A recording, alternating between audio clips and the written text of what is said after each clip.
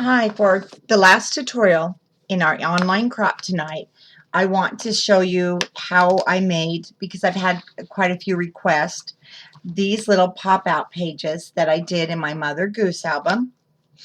And I had done two. Now these were originally made, I teamed up with Mickey Gregg, and we did the Time to Flourish paper. She did the designing of the album. And what we did, she had put together, it was actually called the planner, and these were the planners. It's really cool. And so I really liked it, and I wanted to incorporate it into the album. Now you can make it bigger if you want to just have one in the middle of your page. So that is what I'm going to show you how to make today. And like I mentioned, if you're going to, whatever your size you want to make it, this one's going to be 6.5. Actually, you can go smaller, but I want to do a little bit bigger for the video so that you can see. So this paper has been cut 6.5 by 6.5. You do need a perfect square, but it has to be half. So 8.5, 7.5, it doesn't matter, but you're going to score it now in half. So 1/2 of 6.5 is going to be 3.25. And I'm going to turn it, and then I'm going to once again at 3.25. Now we have to do one more fold. You can line it up because we're going to go diagonally, and if you're really good at lining this up perfect in your scoreboard, you can go ahead and do your score. And see, I'm not, so I'm going to stop right there. I'll just work that out. So I'm going to do a little old-fashioned folding. I'm going to go corner to corner, which is perfectly fine. The only thing when you're doing it, just your old-fashioned folds, make sure you do get things pretty straight. And then with your bone folder, let me get in camera here, you want to just really press hard so that you get a nice crisp fold. Work those out. There we go. And then I'm going to open this up, and I'm going to do my other folds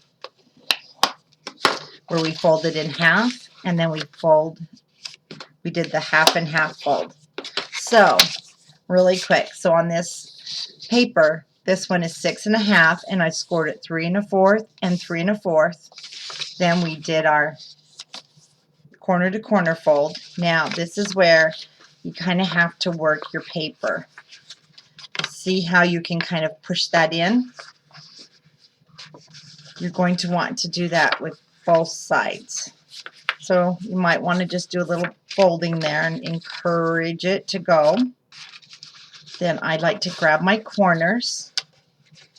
So you're going to take your corners and bring them together. And then you'll just fold everything right over. Now for my book, this is the size that I used. So I used the 6.5-inch paper. And you do want to you want to go over it even with this sharp edge, as long as you're using a good sturdy paper. And then you'll see when it opens. So what you want to do in your book is decide, where do you want it to open? Do you want the opening there?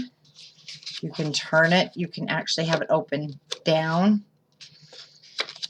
So once you decide, and I'm going to go ahead and take this extra piece I have, and you're going to attach this back. Well, sorry, I keep going out of camera. You're going to attach this back side. So I'm just going to use a little bit of score tape. Now generally I would go all the way around the edge, but I don't want to waste score tape where I'm not going to be using this on a project. I would go all the way around the edges and a couple of pieces in the middle. And you want to go ahead and take off your score tape or whatever you're using. Line it up in the corner. Now remember, this is just for tutorial purposes, so I may not be exactly perfect on the edges. Now, this is where you can also put it in the middle of your page, make it a little bit bigger. Now it will open just like that. So what I did is I had put a magnet. I used my basic gray magnets, one here and one here.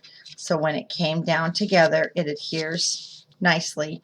You can also, before you put it down, put the ribbon back behind so it ties. And another fun thing to do is if you're going to use clothespins in your mini album. So you can actually just have, your clothespin keeping it shut, or even if you want it to stick out to the side. You'll have a little bit of opening here, but it'll be fine. So that is very simple.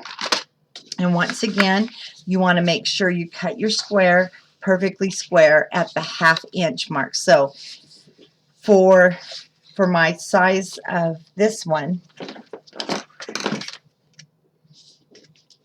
just get this out. So this makes it about almost 3 1/4 wide by 3 1/4 wide. So this is 6 1/2. You can go 7 1/2, 8 1/2, 9 1/2, and then just score in half, score in half again, and then at the diagonal, and then you'll just bring those together, and it will fold shut.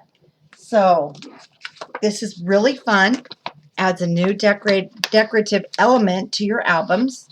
And you can see where I've used a magnet. Well, you can't see it under there, but you want to use a large magnet in order to hold that shut. And then this one, see how I mentioned you want to have your orientation. This one opens up and this one opens down.